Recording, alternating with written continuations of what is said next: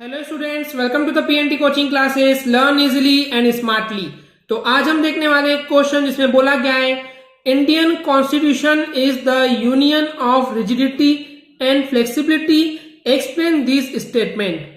तो इस क्वेश्चन में जो वर्ड आया है कॉन्स्टिट्यूशन, जिसको हम बोलते हैं संविधान, ये मैंने आपको ऑलरेडी पिछले वीडियो में बता चुका हूं स्टूडेंट्स कि कॉन्स्टिट्यूशन एक ऐसी बुक है जिसमें किसी भी कंट्री को, देश को चलाने के लिए रूल्स, रेगुलेशंस और लॉज जो है वो लिखे हुए होते हैं। तो उसी बुक को हम बोलते हैं कॉन्स्टिट्यूशन।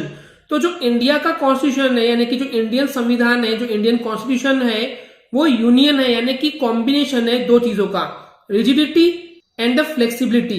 तो रिजिडिटी का मतलब होता है कड़ा, यानी कि कड़े नियमों के साथ बनाया हुआ है, और फ्लेक्सिबिलिटी यानी कि लचीला। तो यानी कि बोलने का मतलब ये है कि जो इंडिया का कॉन्स्टिट्यूशन है वो कड़ा भी है और लचीला भी है, रिजिडिटी भी शो करता है और फ्लेक्सिबिलिटी भी शो करता है। एक्सप्लेन करना है इस स्टेटमेंट को कि हम किन वजहों से इंडिया के कॉन्स्टिट्यूशन को रिजिडिटी भी बोलते हैं तो फ्लेक्सिबल भी बोल सकते हैं। तो चलिए समझते हैं इस क्वेश्चन के आंसर को। तो बेसिकली स्टूडेंट्स, जो भी कॉन्स्टिट्यूशन है हमारे इंडिया का, उसको एक टर्म दिया गया, ये बोला गया कि वो रिजिड भी है और फ्लेक्सिबल भी है, दोनों ही है। एक्चुअली कोई भी कॉन्स्टिट्यूशन रिजिड है या फ्लेक्सिबल है ये डिपेंड करता है, डिसाइड किया जाता है on the basis of procedure adopted for its amendment. यानी कि उस कॉन्स्टिट्यूशन में जो अमेंडमेंट हो रहे हैं, जो चेंजेस हो रहे हैं, जो संशोधन हो रहे हैं, जो चीज सुधार की जा रही है, अगर कोई चीज नहीं है उसमें या कोई नया रूल ऐड करना है, तो कोई भी नई चीज डालने या चेंज करने के लिए जिस प्रोसीजर, यानी कि एक पूरी प्रोसेस होती है, पूरी प्रक्रिया होती है, जिस प्रोसेस को अपनाया जाता है उसके बेस पे डिपेंड करते हैं। यानी कि बोलने का मतलब ये है कि अगर किसी कॉन्स्टिट्यूशन में चेंजेस करने के लिए बहुत टफ प्रोसीजर है तो उसको हम बोलेंगे रिजिड है, बहुत कड़ा नियम है, आप इसमें आसानी से चेंज नहीं कर सकते। लेकिन वहीं पे अगर कोई कॉन्स्टिट्यूशन जिसमें आप चेंजेस इजीली कर सकते हैं तो उस केस में उस कॉन्स्टिट्यूशन को आप फ्लेक्सिबल बोल सकते हैं। ओके स्टूडेंट्स, जैसे कि यहाँ पे लिखा हुआ है कि अगर एक कंट्री के, एक देश के कॉन्स्टिट्यूशन में अमेंडेड यानी कि उसमें चेंजेस किए जा सकते हैं विद द सेम प्रोसीजर, बिल्कुल सेम उसी तरीके से जैसे कि आप कोई भी सिंपल लॉ यानी कि सिंपल एक कानून, नियम बना लेते हैं, फ्रेम करना यानी कि बना लेते हैं।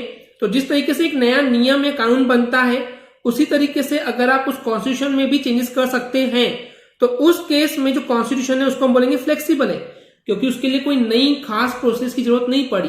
तो उसके लिए हम बोलेंगे वो फ्लेक्सिबल है, लचीला है, कोई इतना कोई कड़ा नहीं है, क्योंकि जो चीज हमको चेंज करनी थी या नई चीज ऐड करनी थी वो बिल्कुल सिंपल वैसे ही था जैसे कि कोई भी नया लॉ बनता है उसी की प्रोसीजर के जैसे ही है। तो लेकिन अगर उस कॉन्स्टिट्यूशन में अमेंडमेंट के लिए एक स्पेसिफिक प्रोसीजर है, एक खास प्रोसेस है, एक खास स्टेप से आपको जाना पड़ेगा, आप ऐसे सिंपली चेंज नहीं कर सकते हैं, तो उस केस में आप उस कॉन्स्टिट्यूशन को रिजिड या फिर इनफ्लेक्सिबल यानी कि कड़ा है बोल सकते हैं, यानी कि लचीला नहीं है।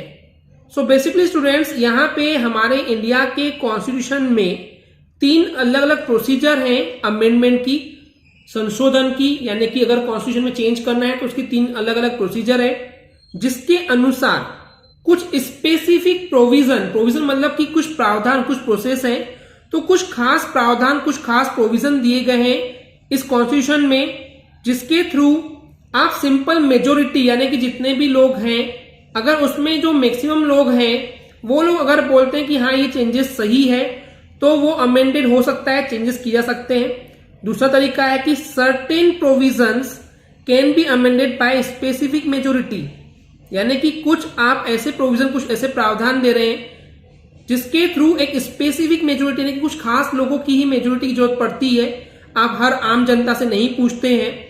तो ये हो गया सेकेंड तरीका। एंड तीसरा तरीका है कि सर्टेन इंपोर्टेंट वंस, यानी सिर्फ कुछ खास लोगों से ही, कुछ खास लोगों की ही स्पेसिफिक मेजोरिटी लगती है जिसके थ्रू चेंजेस हो सकते हैं। तो ये स्पेसिफिक मेजोरिटी यानी खास जो मेजोरिटी की बात कर रहे हैं वो है पार्लियामेंट। पार्लियामेंट का मतलब है कि सरकार में जिन लीडर्स को, जिन नेताओं को आपने चुने हैं वो लोग डिसाइड करेंगे। तो इस तरीके से कंसेंट के बेस पे, यानी कि कंसेंट मतलब सहमति, परमिशन, तो कम से कम 50% लोगों की सहमति से ही उस कॉन्स्टिट्यूशन में अमेंडमेंट यानी कि चेंजेस किए जा सकते हैं। और ये 50% नंबर किसके हैं? Of the states. स्टेट्स का मतलब गवर्नमेंट, यानी कि गवर्नमेंट में जितने भी लोग हैं, उस गवर्नमेंट में जितने भी अवेलेबल लोग हैं, जितने भी मिनिस्टर्स हैं, जितने भी मंत्री है, उसमें से अगर 50% से ज्यादा लोग बोल देते हैं या 50% बोल देते हैं कि हाँ ये चीज अमेंडमेंट होनी चाहिए, ये चीज चेंज होनी चाहिए कॉन्स्टिट्यूशन में, तो उसके बेस पे चेंजेस हो जाते हैं। ओके स्टूडेंट्स, तो इन्हीं वजहों से इंडियन कॉन्स्टिट्यूशन को मिक्स माना गया है, कॉम्बिनेशन ऑफ माना गया है, किसका? Flexibility and rigidity. Okay students, I hope आपको ये क्लियर हो गया होगा। अगर आपको हमारी वीडियो से कुछ भी सीखने मिला या नॉलेज मिला तो प्लीज हमारे चैनल को सब्सक्राइब कीजिए एंड वीडियो को लाइक जरूर करें। आज के लिए इतना ही, थैंक यू।